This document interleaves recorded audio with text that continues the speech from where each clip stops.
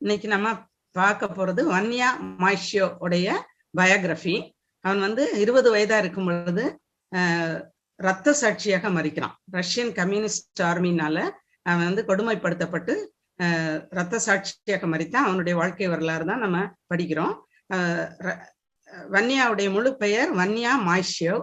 அவர் 1952 ஆண்டு ரஷ்யாவில் உள்ள, அதாவது யுஎஸ்எஸ்ஆர் கம்யூனிஸ்ட் ரஷ்யாவினுடைய மால்டேவியா அப்படிங்கிற ஸ்டேட்ல பிறக்கிறாரு. அவங்க அம்மா பேரு யோவன்னா கான்ஸ்டான்டினோவா, அப்பா வேஸ்லி மாய்ஷியோ. ரெண்டு பேருமே விசுவாசிகள், பாப்டிஸ்ட் சர்ச் சேர்ந்தவங்க. சீக்ரெட் சர்ச்சஸ் தான் அண்டர் கிரவுண்ட் சர்ச்சஸ். அதனால அவங்க ஆண்டவருடைய பிள்ளைங்களாக இருக்கிறாங்க. விசுவாசத்துல அவனை வளர்க்குறாங்க.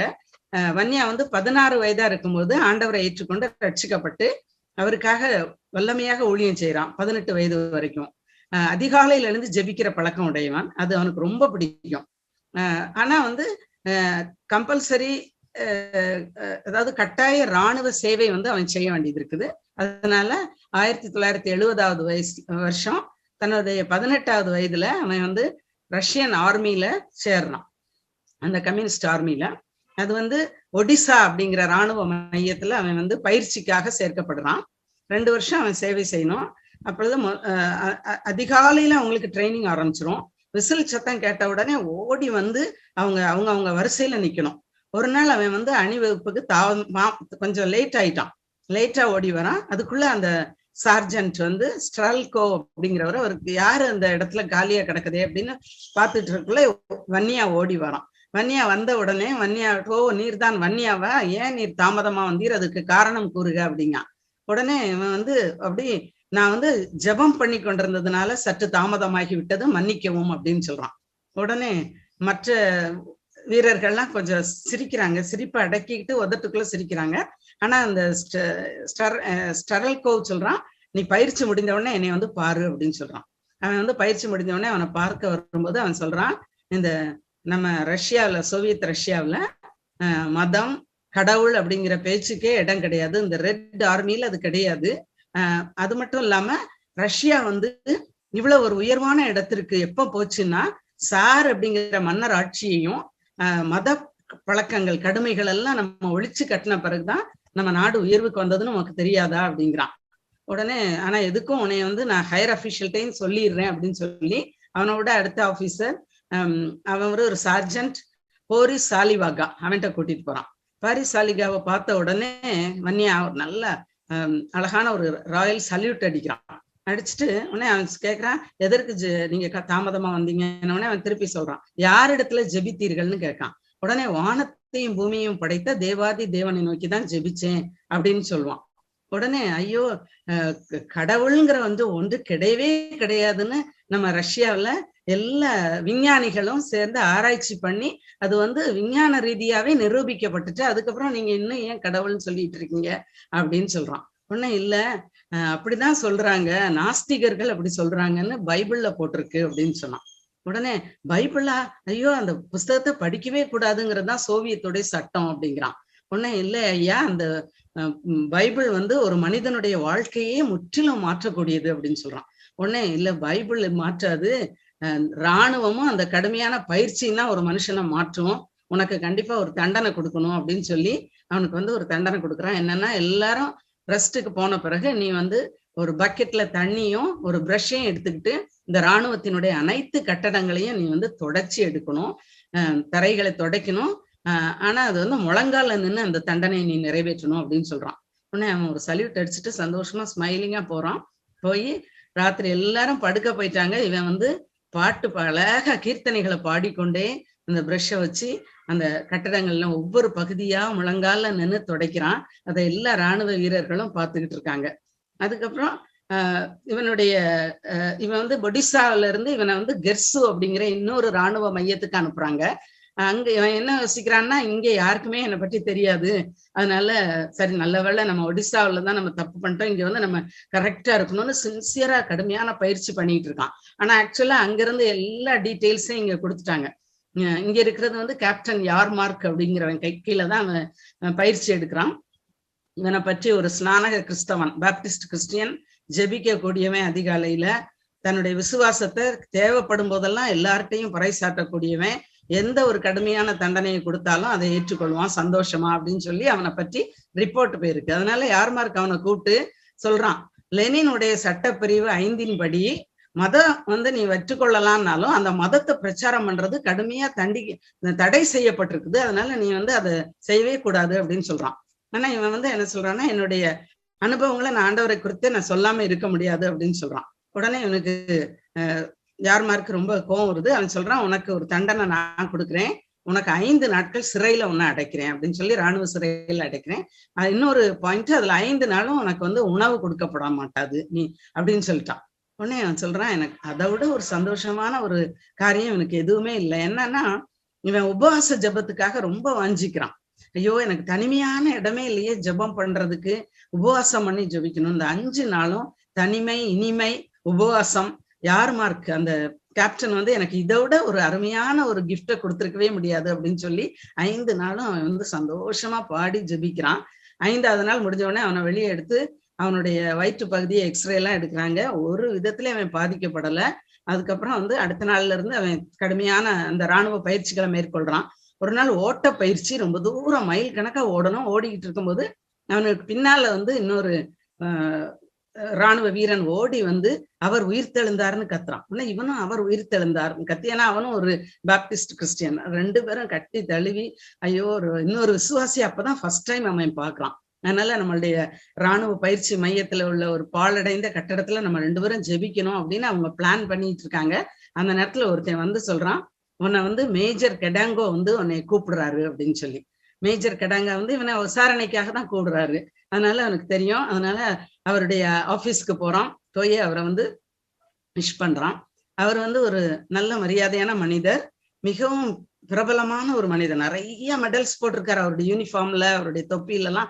2nd வேர்ல்டு வார்ல அவர் பண்ண அச்சீவ்மெண்ட்ஸ்க்காக அவர் அவன்கிட்ட ரொம்ப மரியாதையா பேசுறாரு. மகனே, இதுல உட்காருங்க அப்படின்னு சொல்றாரு. அவன் உட்கார்ந்த பிறகு அவனிடத்துல சொல்றாரு, நம்ம ரஷ்யாவில மத குருமார்கள், பாஸ்டர்கள் எல்லாருமே யாராலையுமே கடவுள் ஒருத்தர் இருக்காருங்கிறத நிரூபிக்க முடியல. ஒரு 60 வயசு கிழவன் மதம் கடவுள்னு சொன்னா மரணத்துக்கு பயந்து அப்படி சொல்றாருன்னு நினைக்கலாம். உங்களை மாதிரி ஒரு துடிப்பான இளைஞர் எதுக்காக இப்படி மூட நம்பிக்கையில இருக்கீங்க அப்படின்னு சொல்லி அவனை ரொம்ப கனிவா அவனை கவுன்சிலிங் கொடுத்து பாக்குறான்.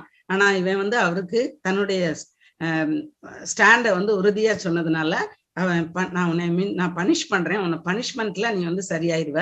உனக்கு என்ன பனிஷ்மெண்ட்னா, இதுல ஓப்பன் ஸ்பேஸ்ல கடும் குளிர்ல நிக்கணும் அப்படின்னு சொல்றாரு. உடனே 12 நாள் நிக்க வைக்கிறேன், ராத்திரி முழுசா நீ குளிர்ல நிக்கணும் அப்படின்னு உடனே அவன் ரொம்ப சந்தோஷமா அதை ஏற்றுக்கொண்டு சல்யூட் அடிச்சுட்டு வெளியே போவான். உடனே திருப்பி வன்னியான்னு கூப்பிட்டு, அதை நீ உன்னுடைய கோடை கால யூனிஃபார்ம்ல தான் அந்த தண்டனையை நீ நிறைவேற்றணும் அப்படின்னு சொல்றாரு. உடனே சரி அப்படின்னு சொல்லிட்டு அவன் கோடைக்கால யூனிஃபார்ம் போட்டு அன்னைக்கு ராத்திரி அந்த ஓப்பன் ஸ்பேஸ்ல எல்லாரும் ரூம்ஸ்ல படுத்து தங்களுடைய நல்ல வார்ம் பெட்ஸ்ல படுத்திருக்காங்க. ஆனா இவன் குளிர்ல நிக்கிறான். பயங்கரமா குளிருது. காலே உறைஞ்சனா -25 டிகிரி அந்த சில்னஸ். ரஷ்யன் வின்டர் பயங்கரமா இருக்கும்.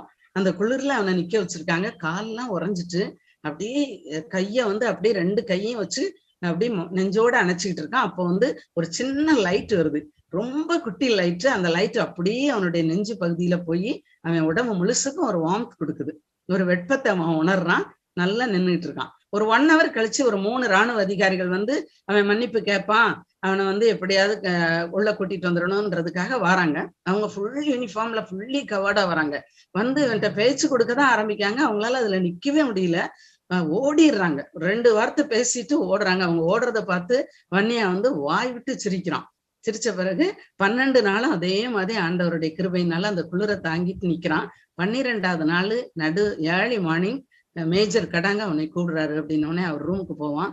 போய் அவனை உட்கார வச்சு, உன்னுடைய கடவுளை பற்றி எனக்கு கூறு அப்படின்னு சொல்லுவான். சொன்ன உடனே அவன் தன்னுடைய ஆண்டவரை பற்றி சொல்றான். ஆனா அவருக்குரிய என்ன ப்ராப்ளம்னா, அவருக்கு மேல் அதிகாரி கேர்னல் மால்சினுக்கு நான் என்ன பதில் சொல்றது, இவனை பற்றி என்ன எழுதுறது? ஏன்னா இவனை எப்படியாவது தண்டிச்சு இவனை தங்களுடைய வழிக்கு கொண்டு வரணும்னு முழு இராணுவமும் முயற்சி செய்து கொண்டிருக்குது. ஆனா முழு இராணுவ வீரர்களும் இவனுடைய விசுவாசமான வாழ்க்கையும் இவனுடைய அற்புதமான ஒரு தேவனையும் அவங்க ஒவ்வொரு நேரமும் கவனிச்சுட்டே இருக்காங்க, இவனுடைய மகிழ்ச்சியான வாழ்க்கையெல்லாம் பற்றி. ஆனா மால்சினுக்கு வந்து அவன் குடும்பத்திலயும் ஒரே ப்ராப்ளம். ஏன்னா கர்னல் மால்சிங் வந்து வீட்டுக்கு போகும்போது அவனுடைய மனைவி கலினாட்ட தான் ஷேர் பண்ணுவார் இந்த வன்யாவை பற்றி. ஆனா அவ ஒரு நாள் சொல்லிட்டா, எனக்கு வன்யாவை பத்தி நம்ம சொல்லாதீங்க, எனக்கு கிறுக்கு பிடிக்கிற மாதிரி இருக்கு அப்படின்னு சொல்லிட்டு டீ கப்பெல்லாம் போட்டு உடைச்சிருவா. அதனால அவன் அதுக்கப்புறம் அங்கேயும் பேச முடியாது, இங்கேயும் வந்து லோயர் அபிஷியல்ஸ்ட எதையும் ஷேர் பண்ண முடியாது. அதனால குழம்பி போய் இருப்பான். அதனால அதுக்கப்புறம் ஒரு நாள் என்ன நடக்கும்னா, இவனுக்கு வந்து நைட்டு வந்து படுத்த உடனே முதல் நாள் 12 நாள் கழிச்சு 13வது நாள் தான் ராத்திரி படுப்பான். பெட்ல படுத்த உடனே ஒரு விஷன் மாதிரி இருக்கும். ஒரு தேவதூதன் வந்து அவனை, வன்னியா நீ ஃபுல் ட்ரெஸ் போட்டுக்க அப்படின்னு அவன் ட்ரெஸ் போட்டு ஷூஸ் எல்லாம் போட்டவனே அவன் கையை பிடிச்சு அப்படியே கூட்டிட்டு போவான்.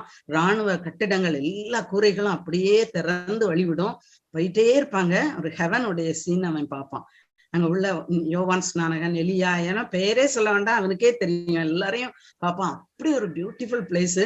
அதுல வந்து புதிய எருசலேமை வந்து ஒரு கிளிம்ஸ் மட்டும் காட்டுறேன், ஏன்னா நீ மாம்சத்துல இங்க வந்திருக்கிற, மாம்ச கண்ணோட இதை பார்க்க முடியாது அப்படின்னு சொல்லி அவனுக்கு ஒரு கிளிம்ஸ் மட்டும் காட்டுவாங்க. அதையும் அவனால இதை வந்து நான் பருகவா அல்லது உண்ணவா அல்லது முகரவா 5 புலன்களும் அவனுக்கு வந்து அப்படி ஒரு சந்தோஷமா இருக்கு.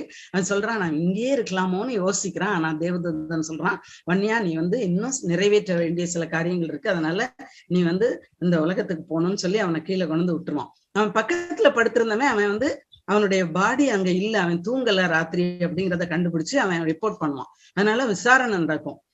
இவன் சொல்றது எல்லாமே தேவலோக கட்டுக்கதைகள் போல இருக்குது அப்படின்னு எல்லாரும் பேசிக்கிடுவாங்க. அதனால அவனுக்கு திருப்பியும் தண்டனை கொடுப்பாங்க. ஒரு குளிர் சாதன அறையில அடைப்பாங்க.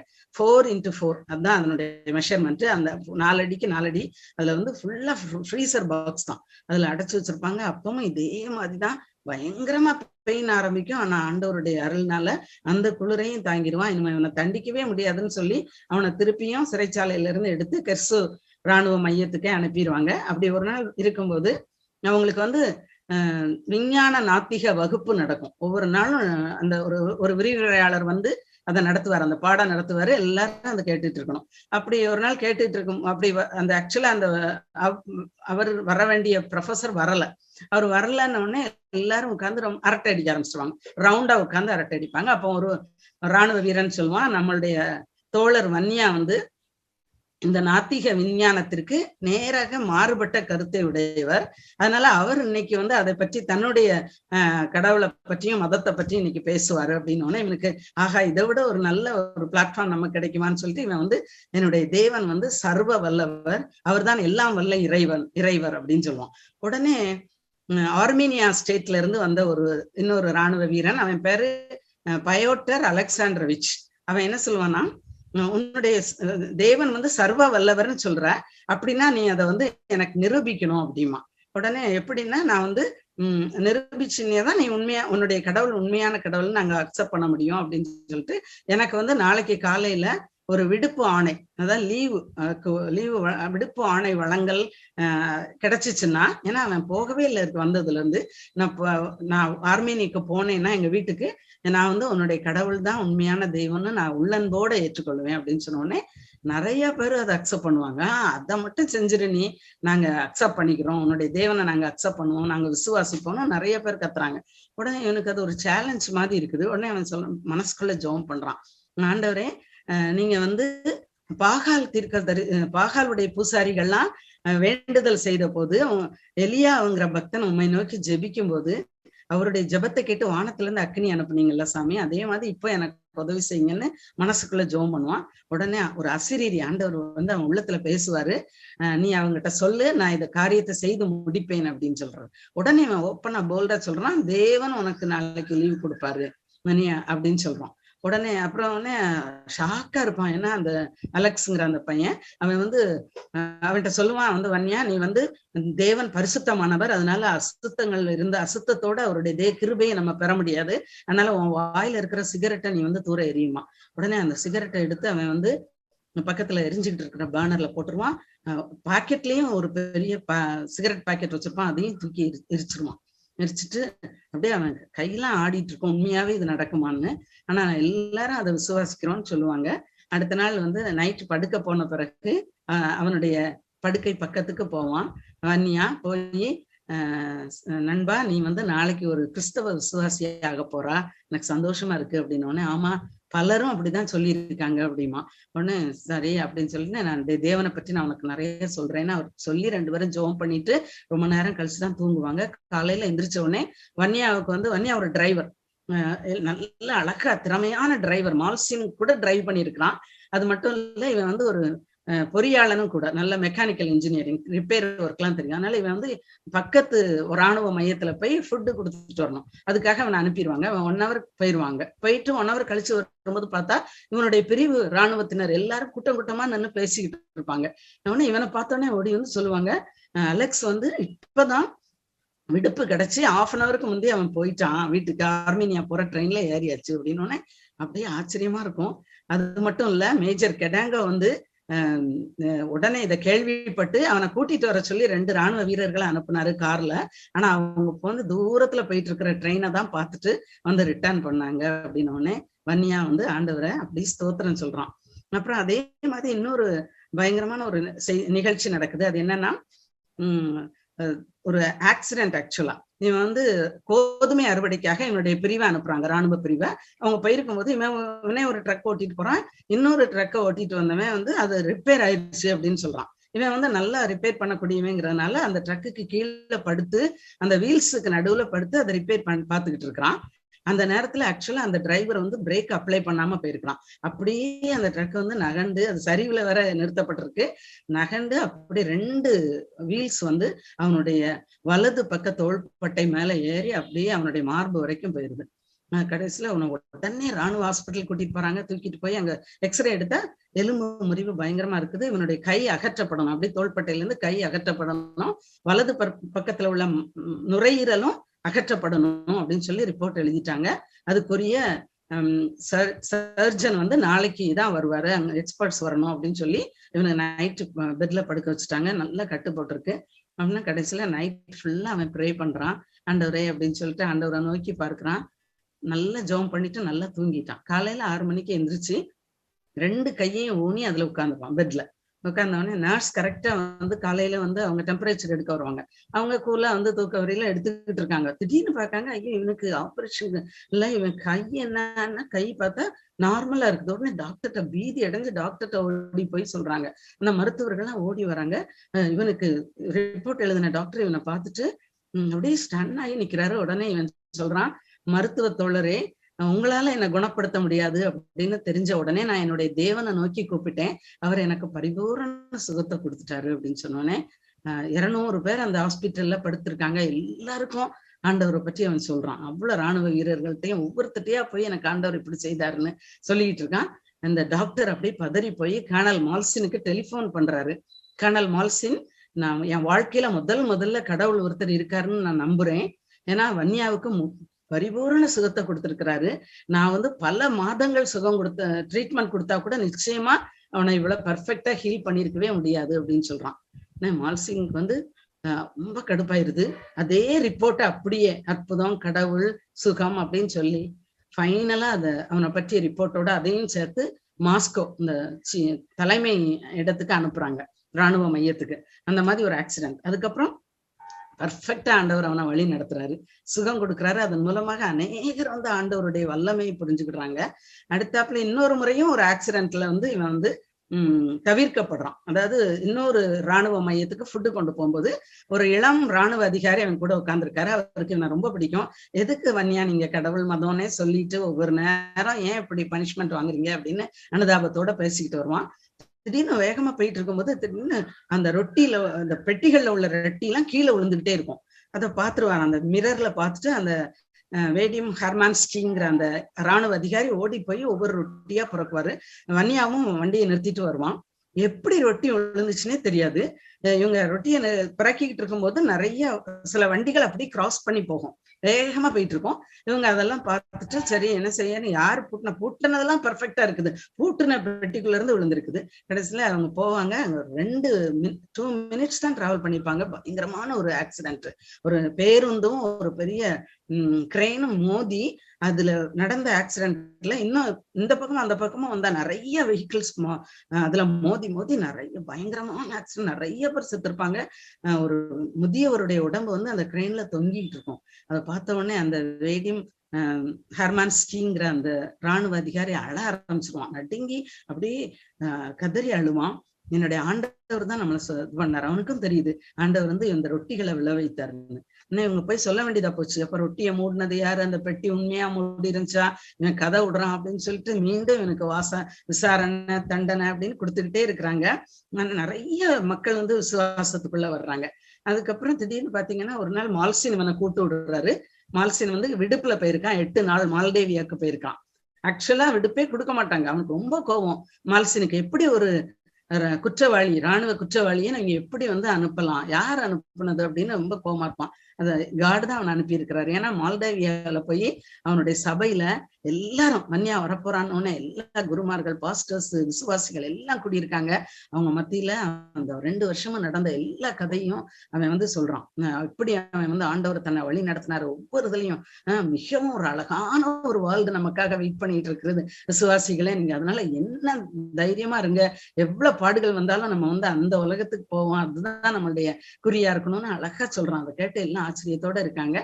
அவன் ரிட்டர்ன் பண்ணி வரும்போது ரொம்ப தூரம், பல கிலோமீட்டர் நடந்து அவங்க வீட்டுக்கு போனோம். அவங்க அப்பாட்ட மட்டும் சொல்றான், அப்பா நான் இந்த மால்டேவியாவை நான் இனி பார்க்கவே மாட்டேன் அப்படின்ட்டு சொல்றான்.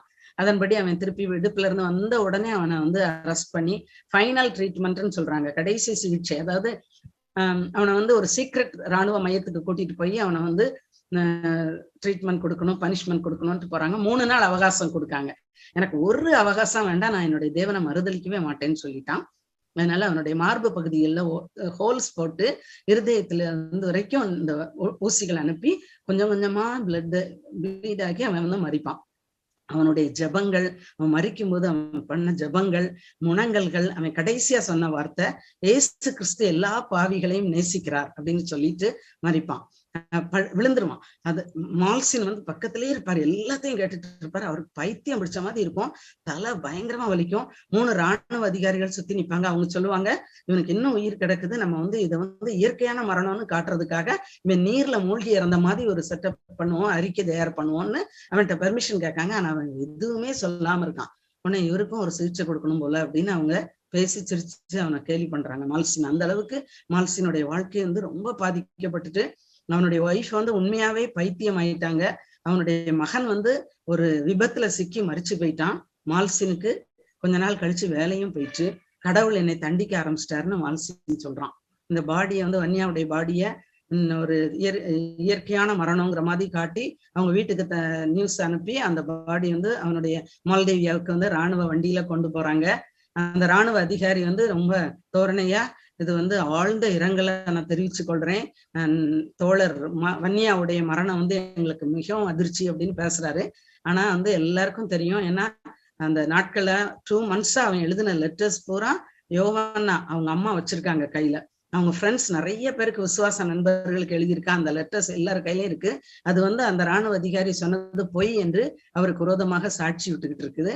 அதுல வந்து ஒரு லெட்டர் வந்து அவன் சக விசுவாசிக்கு எழுதியிருக்கிறான். அதுல என்ன எழுதியிருக்கிறான் அப்படின்னா, ஏசு, இதுதான் வந்து என்னுடைய கடைசி லெட்டர், ஏசு கிறிஸ்து யுத்தத்துக்கு புறப்பட்டு விட்டார், இது ஒரு கிறிஸ்தவ போர், இதுல இருந்து நான் மீண்டு வருவேன்னா வரமாட்டேனான்னு தெரியாது, ஆனா வந்து ஆண்டவர் என் கூட இருக்கிறாரு, இயேசுசாமி என் கூட இருந்து என்னை பலப்படுத்துறான்னு ரொம்ப சந்தோஷமா இருக்கிறேன். ஆனா எல்லா விசுவாசிகளுக்கும் நான் கடைசியா ஒரே ஒரு ஒண்ணு சொல்ல விரும்புறேன். அது என்னன்னா, வெளிப்படுத்தினால் 2ஆம் அதிகாரம் 10ஆம் வசனம். அது என்ன சொல்லுதுன்னா, நீ மரண பரியந்தம் உண்மையாயிரு, அப்பொழுது உனக்கு ஜீவ கிரீடத்தை கொடுப்பேன். உங்கள் எளிய சகோதரன் ஆகிய வன்னியா இந்த உலகத்துல எழுதுற கடைசி வரிகள் இதுதான் அப்படின்னு சொல்லி முடிச்சிருக்கான்.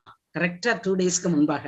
அதனால ஜூலை 15, 1972 போட்டிருக்குது அந்த லெட்டர்ல. 17th வந்து பாடி வீட்டுக்கு வந்திருக்குது. அவனை வந்து பரியல் செய்ய போறாங்க. அநேகர் வந்து ஆண்டவரை இவனுடைய வாழ்க்கை மூலமாக ஏற்றுக்கொள்றாங்க. இவனுடைய வாழ்க்கை வரலாற வந்து எழுதின ஒரு அம்மையார், அவங்க பேரு வந்து மிர்னா கிராண்ட். அவங்க வந்து இவனுடைய அகால மரணத்தினால அதிகமா பாதிக்கப்படுறாங்க. ரஷ்யன் ஸ்டேட்ஸ் நிறைய பாதிக்கப்படுது. எல்லார்ட்ட இருந்து இரங்கல் கடிதம் அவங்க அம்மா அப்பாவுக்கு வந்து கொண்டே இருக்குது. இந்த அம்மா வந்து தன்னுடைய எதிர்ப்புகள் மத்தியிலையும் ஆதாரங்களை திரட்டுறாங்க. நிறைய பேரை மீட் பண்ணி ஆதாரங்கள் எல்லாம் எடுத்து ஒரு அழகான ஒரு பயோகிராஃபி எழுதியிருக்கிறாங்க. ஆங்கிலத்துல எழுதியிருக்காங்க. அது வந்து அமெரிக்க ஐக்கிய நாடுகள்ல பிரசுரமாயிருக்குது. அது பல மொழிகளையும் மொழிபெயர்க்கப்பட்டு இன்னைக்கும் வன்னியா ரத்த சாட்சியுடைய வாழ்க்கை உலகம் முழுசும் பேசப்பட்டு கொண்டிருக்கிறது. ரஷ்யா வன்னியா மாதிரி அருமையான வீர இளைஞர்களும் அவங்கள உருவாக்கின விசுவாச பெற்றோர்களும் சேர்ந்து அவங்களுடைய விசுவாச வாழ்க்கை, ஜபம், தைரியமான வாழ்க்கையினால ரஷ்யன் கம்யூனிசமே ஆட்டங்கள் ஆரம்பிச்சிச்சு. யுஎஸ்எஸ்ஆர் அப்படிங்கிற union of Soviet socialistic republic அப்படிங்கிற அந்த கம்யூனிஸ்ட் கண்ட்ரி டிஸ்இன்டகிரேட்டட் ஆயிட்டு, துண்டு துண்டா உடைந்தது. கம்யூனிசம் வந்து நொறுங்கி போச்சு, உடைந்தது. அநேக 15 சின்ன ஸ்டேட்டா மாறிடுச்சு. ரஷ்யாவில் முதல் 1991 இது நடக்குது. 1917 லெனினுடைய பிரீச்சிங்ஸ்னால இந்த கம்யூனிஸ்டம் வந்து ரெட் ரெவல்யூஷன் வந்து கம்யூனிஸ்ட் யுஎஸ்எஸ்ஆர் உருவாச்சு. ஆனா 1991 யுஎஸ்எஸ்ஆர் க்ளோஸ் ஆயிடுச்சு. ஆலயங்கள் எல்லாம் மணி அடிக்குது, ஆராதனைகள் நடக்குது, விசுவாசிகள்லாம் கண்ணீரோட ஆண்டவரை துதிக்க ஆரம்பிச்சிட்டாங்க. நம்ம வந்து வன்னியாவுடைய வாழ்க்கை வந்து நமக்கு உண்மையாவே ஒரு பெரிய சவாலா இருக்குது. நம்ம நாட்டுல எல்லாம் இப்படி ஒரு பெர்சிக்யூஷன் இல்லை. அதனால நம்ம வந்து ஆண்டவருடைய வழிகளை நம்மளா ரொம்ப கை கொள்ள முடியல. அவரோடே கூட பாடுகளை சகித்தோமானால் அவரோடே கூட ஆளுகையும் செய்வோம். அந்த கிருபையை நம்ம ஆண்டவர் நம்ம ஒவ்வொருவருக்கும் கொடுக்கும்படியாக ஜெபி